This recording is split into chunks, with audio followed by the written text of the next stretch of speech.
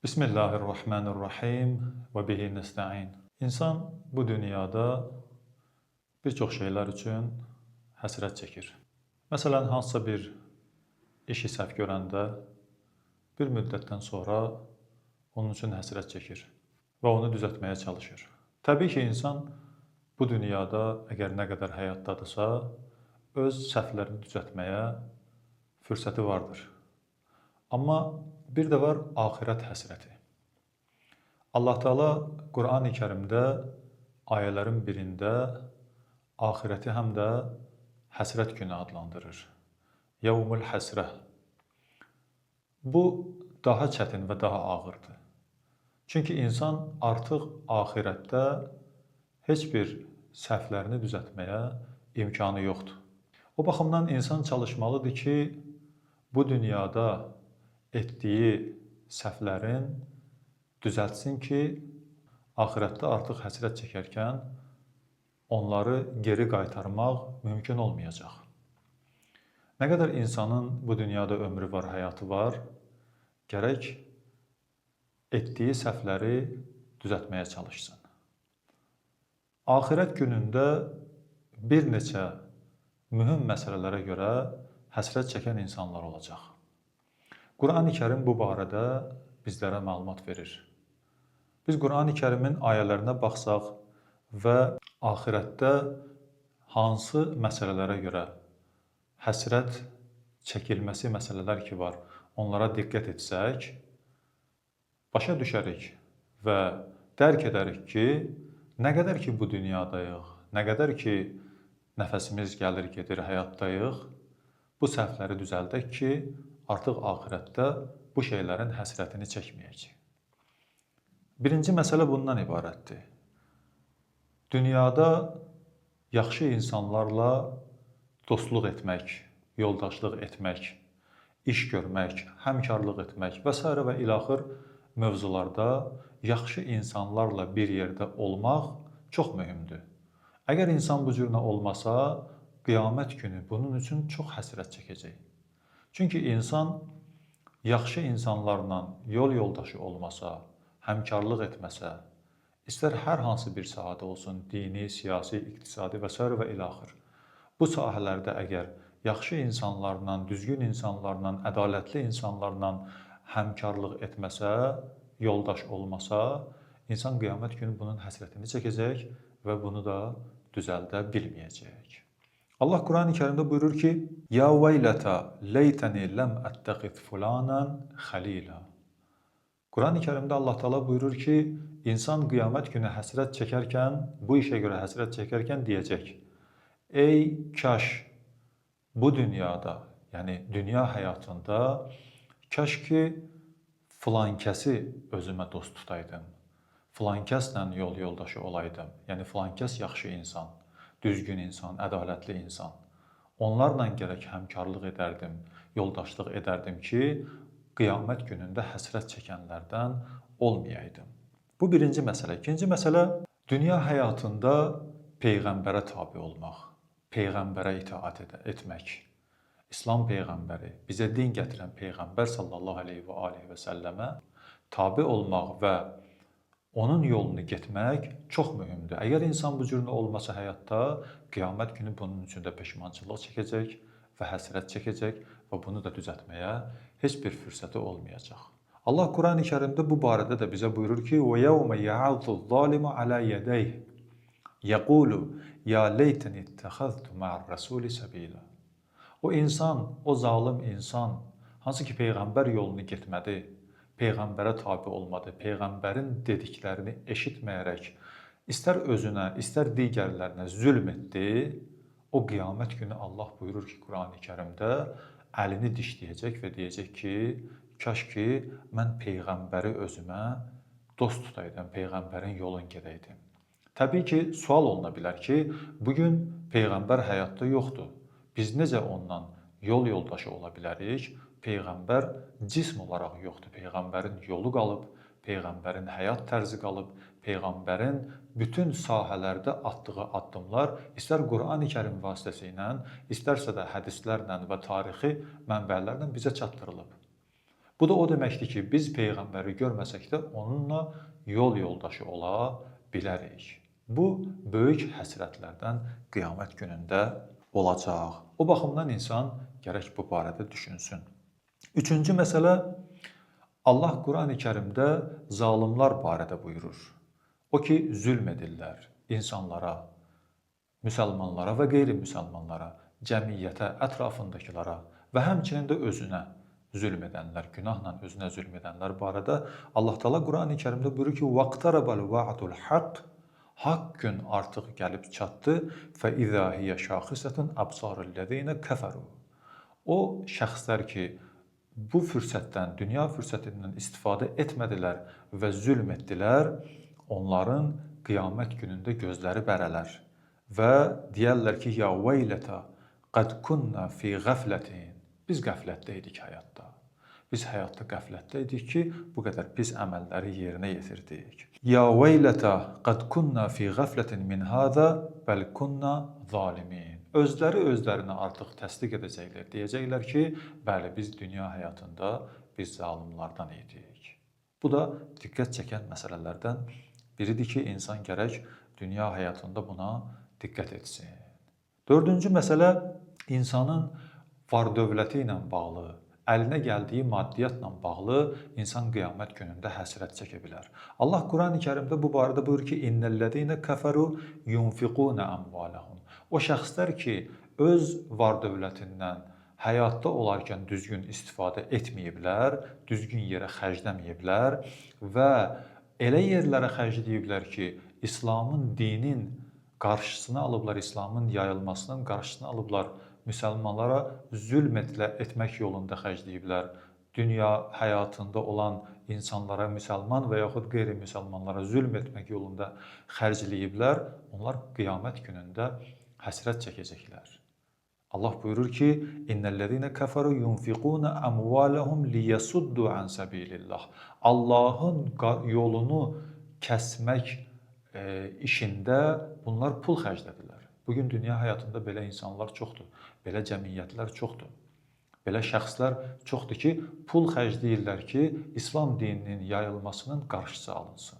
Və yaxud insanların İslama, dinə, ədalətə, düzgünlüyə gəlməsinin qarşısı alınsın. Bunun üçün pullar xərcləyirlər.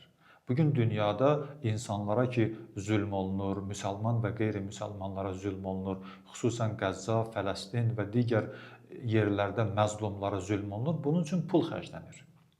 Bu pullar ki, xərclənir, qiyamət günü Allah Teala deyir ki, bunlar öz var-dövlətini ki, bu yolda xərcləyirlər, bunlar həsrət çəkənlərdən olacaqlar. Fəsəyunfiqunaha, onlar bu dünyada ayılmayacaqlar, qəflətdə olacaqlar və xərcləyəcəklər. Thumma takuna alayhim hasra. Qiyamət günü bu onlar üçün həsrətə dönəcək. Thumma yughlabun, sonra da məğlub olacaqlar.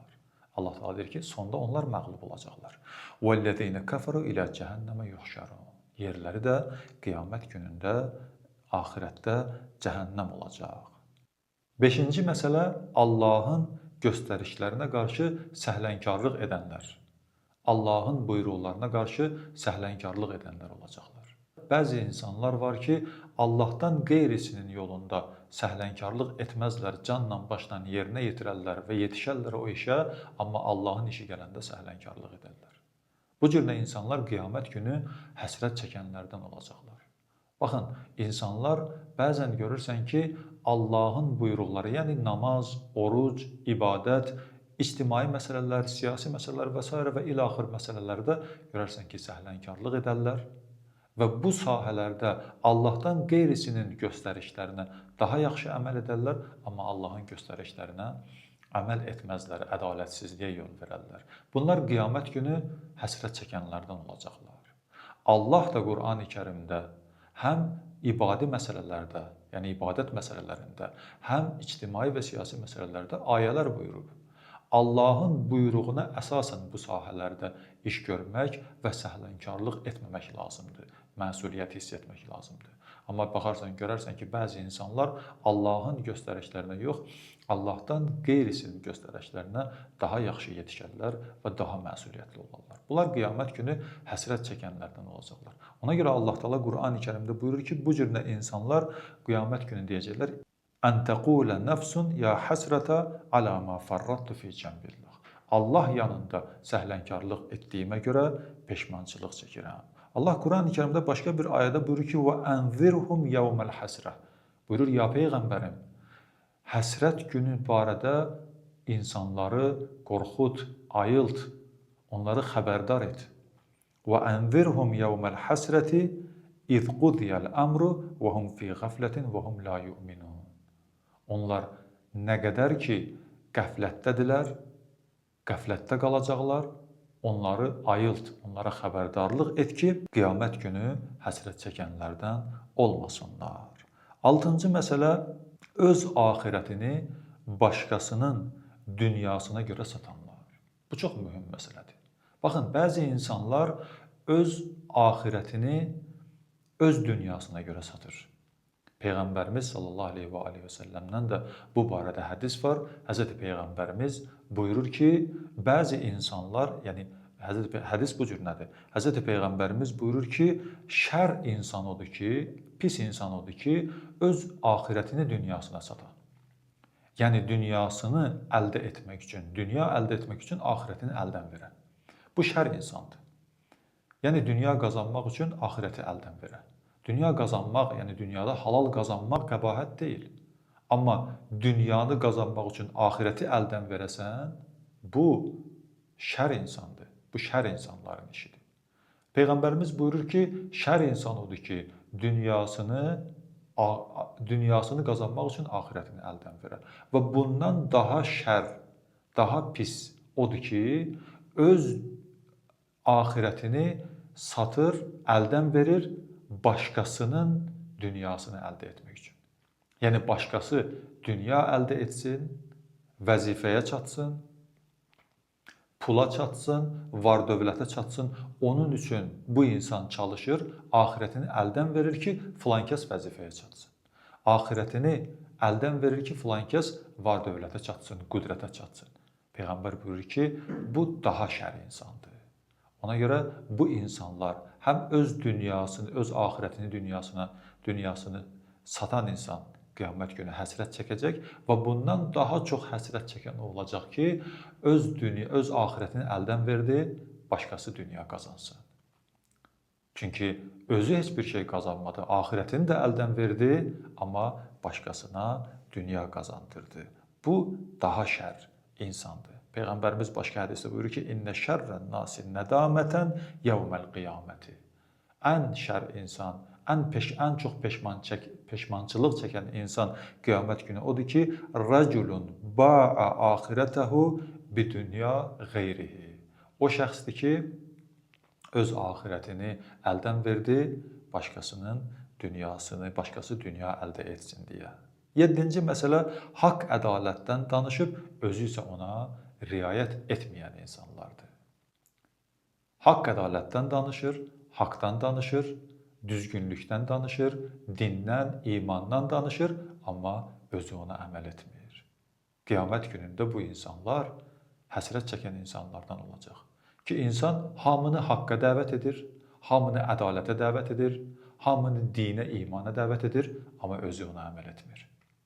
Təbii ki, dəvət etdiyi insanlar əgər onun dəvətinə cavab veriblərsə, dinə, imana gəliblərsə, haqq ədalətə gəliblərsə, cənnətə gedəcəklər, amma bu özü əməl etmədiyinə görə cəhənnəm əhli olacaq.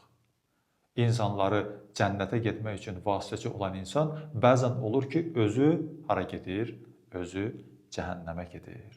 İnnə min a'zamin nasi həsrətən İmam Sadiq əleyhissalam hədisində buyurur ki, deyir ki, ən çox həsrət çəkən insanlardan biri odur ki, qiyamət günündə yevməl qiyaməti mən vasafə adlən thumma xalafəhu ilə qeyrihi. Özü ədaləti tərifləyir, ədaləti insanlara çatdırır, haqqı insanlara çatdırır, amma özü başqalarına qarşı haqsızlıq edir. Bəzən insan bu cür nədir? İnsanları haqq-ədalətə dəvət edir, insanlardan haqq-ədalət tələb edir, özünə qarşı da haqq-ədalətə dəvət edir, mənə qarşı ədalətli olun, mənə qarşı düzgün olun, mənə pislik etməyin, mənim haqqıma girməyin, amma baxırsan, görürsən ki, özü başqalarına qarşı ədalətsizlik edir, özü başqalarının haqqına girir və başqalarının haqqını qəsb edir. Bir növ zalım insan, məsələn, misal çəkək, zalım insan başqalarına zülm edir, ondan həzz alır, amma ona zülm edəndə deyir, yox, zülm olmaz. Yəni, mənə qarşı zülm olmaz. Mənə qarşı ədalətsizlik olmaz, amma özü başqalarına qarşı ədalətsizlik və zülm edir. Axırıncı məsələ, 8-ci məsələ, haram yolla sərvət qazananlar. Baxın, bu dünyada var-dövlət qazanmaq qəbahət deyil, halal yolla insan hər nə istəyər qazanar. Və təbii ki, qazanmağın da özünün məsuliyyəti var, xərcləməyin də özünün məsuliyyəti var. İnsan əgər istəmirsə qiyamət günü həsrət çəksin, peşmançılıq çəksin, qazanmaqda da gərək səhlənkarlıq etməsin, yəni düzgün yolla qazansın, halal yolla qazansın. Və təbii ki, əgər halal yolla qazanıbsa, bu o demək deyil ki, məsuliyyət onun boynundan götürülür. Halal yolda da gərək xərcləsin. Düzgün yolda da gərək xərcləsin. Həm haram qazanan insanlar qiyamət günü həsrət çəkəcəklər, həm halal qazanıb haram yolda xərcləyənlər qiyamət günü həsrət çəkəcəklər. Bəzi insanlar görərsən ki, halaldan qazanarlar, amma düzgün yolda istifadə etməzlər. Bu insanlar qiyamət günü həsrət çəkən insanlardan olacaqlar. Həzrəti Əli əleyhissalam buyurur ki, hədislərinin birində İnnə a'zaməl həsərati yevməl qiyamə həsrətu rəculin kəsəbə malən fi qeyri ta'atillah. Qiyamət günündə həsrət çəkən insanlardan, ən çox həsrət çəkən insanlardan biri o olacaq ki, bu insan Allaha itaətdən çıxıb, yəni Allaha itaət etməmək yolunda haram pul qazanır. Allah Qur'an-ı Kərimdə insanları xəlq edərkən buyurur ki, وَمَا خَلَقْتُ الْجِنَّ وَالْاِنْسَ إِلَّا لِيَعْبُدُونَ. Mən yalnız və yalnız insanları buna görə yarattım ki, mənə ibadət etsinlər. Yəni, insan yalnız və yalnız ibadət üçün yaranıb. Başqa bir işi yoxdur insanın bu dünyada. İndi bunun mənası da bu deyil ki, insan bütün günü namaz qılıb, oruç tutub, məsciddə oturmalıdır. Yox. Ruzi qazanmaq da ibadətdir. Ailə ilə davranmaq da ibadətdir. Ailə saxlamaq da ibadətdir. İctimai məsələlər də ibadətdir. Əgər Allah yolundadırsa, siyasi məsələ və digər bütün hər hansı bir sahədə insan bu dünyada fəaliyyət göstərirsə, ibadəti ilə bərabər bunlar hamısı ibadət sayılır. O baxımdan halal ruzi qazanmağın özü bir ibadətdir. İnsan əgər qiyamət günü həsrət çəkmək istəmirsə, gərək nə etsin? Gərək qazandığını halaldan qazansın və xərcləyəndə də halal yerlərə, lazım olan yerlərə xərcləsin.